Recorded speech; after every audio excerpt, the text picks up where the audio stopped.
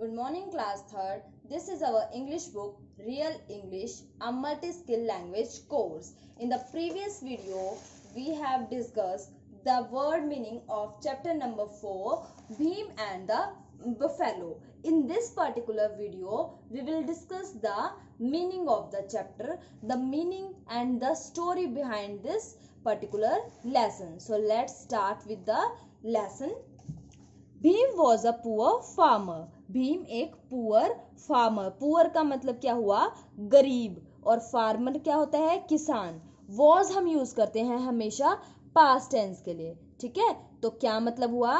Bhim was a poor farmer. Bhim एक गरीब किसान था. हमने किसके लिए लगाया? वॉज के लिए. आगे चलेंगे.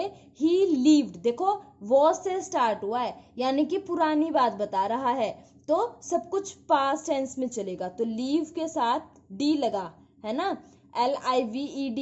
और ईडी हम मोस्टली वर्ब की सेकंड फॉर्म के लिए लगाते हैं. ठीक है ना, सेकंड फॉर्म और थर्ड फॉर्म में भी आ जाती है, पर यहाँ पे क्या है? सेकंड फॉर्म है, जिससे हमें ये पता लग रहा है कि ये पास्ट टेंस की बात हो रही है. ही lived with his wife and 2 children's in a village. तो वो कहाँ रहता था? अपनी वाइफ और 2 बच्चों के साथ एक विलेज में रहता था. He had a patch of land where he grew vegetables.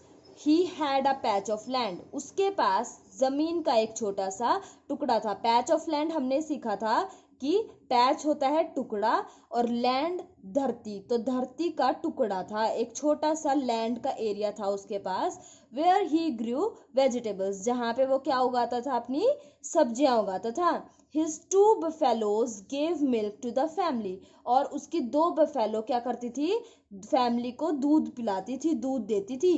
Bhim and his family were happy. Bhim और उसका परिवार खुश था. देखो वॉज और वर दोनों हम किसके लिए लगाते हैं?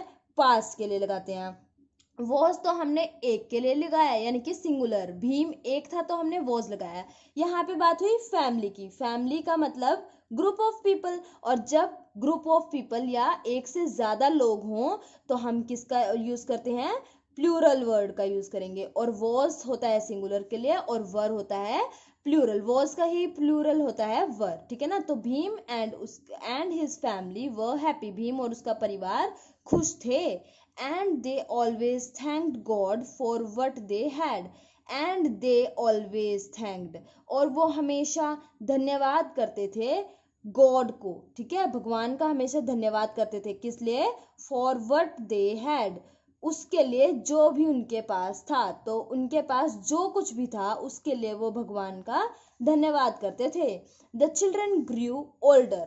अब बच्चे बड़े हो गए थे. ठीक है, ग्रू होता है बढ़ना और ओल्डर होता है वैसे बूढ़े को बोलते हैं, पर चिल्ड्रन बूढ़े तो नहीं होंगे, वो क्या होंगे? उनकी एज बढ़ रही थी, यानी कि वो बड़े हो रहे थे, जवान हो रहे थे. Bheem needed more money to send them to school. अब भीम को किसकी जरूरत थी? ज्यादा पैसों की जरूरत थी.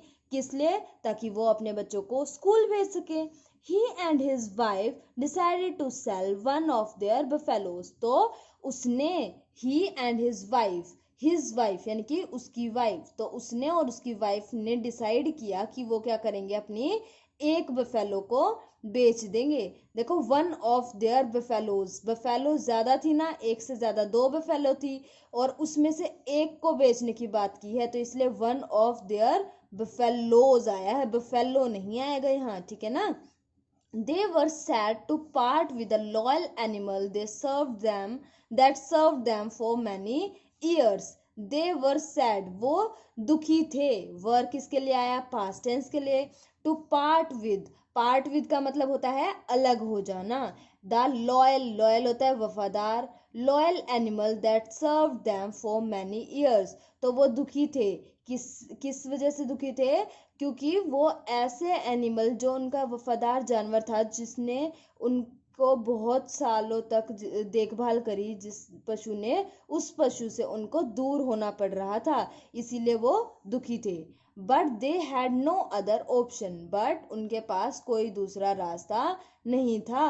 The next morning Bheem set out for the cattle market in the town with his buffalo. तो अगली सुबह क्या होता है, Bheem set out. Set out का मतलब होता है शुरुआत करना या कहीं जाना, ठीक है। तो भीम ने एक यात्रा शुरू करी फॉर द कैटल मार्केट, कहाँ जाने के लिए, वो कैटल मार्केट जाने के लिए चल दिया।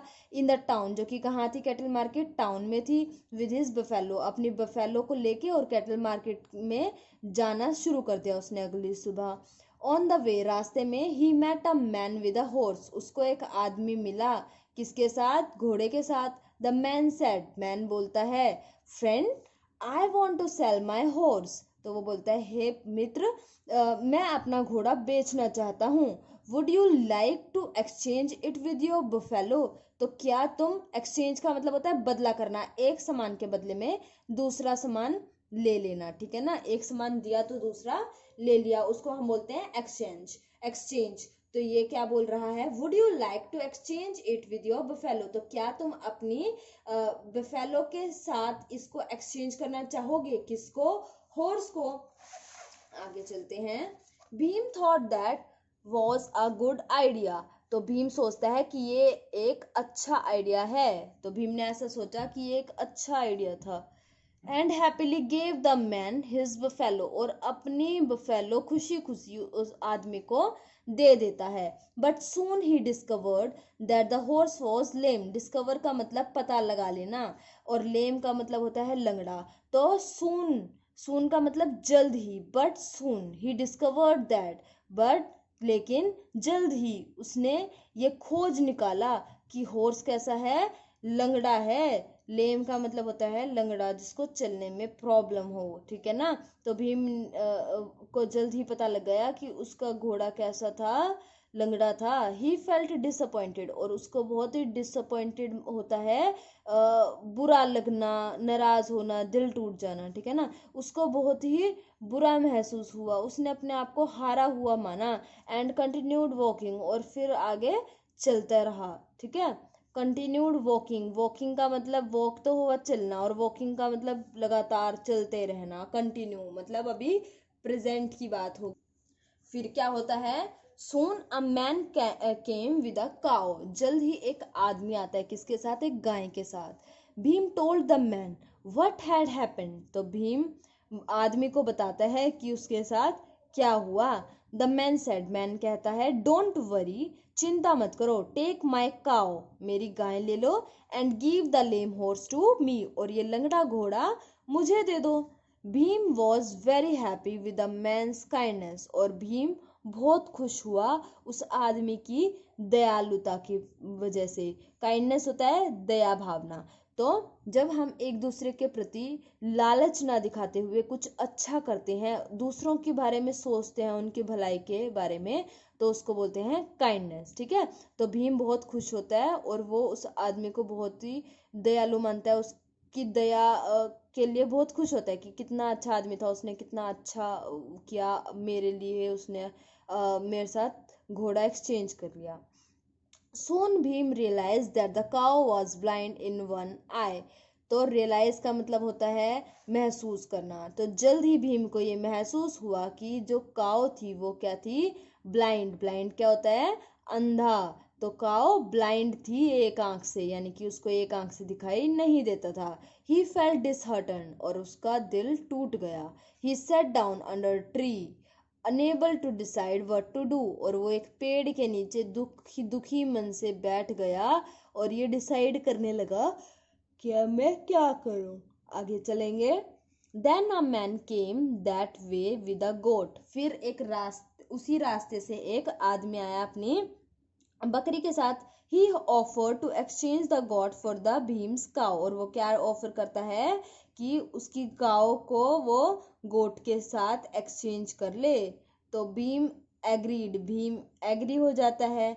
बट आफ्टरवर्ड, लेकिन बाद में, found out that the goat was sick, लेकिन उसको बाद में पता चलता है तो कि जो ये गाय गोट थी, जो बकरी थी, वो कैसी थी, बीमार थी। Sad and confused Bhim next exchange his goat for a hen, उसके बाद सैड एंड कंफ्यूज्ड, भीम बहुत ज़्यादा दुखी भी हो गया, और अब उसको समझ में नहीं आ रहा। कंफ्यूज का मतलब जिसमें आपको कंफर्म ना हो कि मुझे क्या करना है, एक बार तो कुछ करने का मन करे, एक बार कुछ करने का मन करे, तो वो होती है कंफ्यूजन, ठीक है, भ्रम।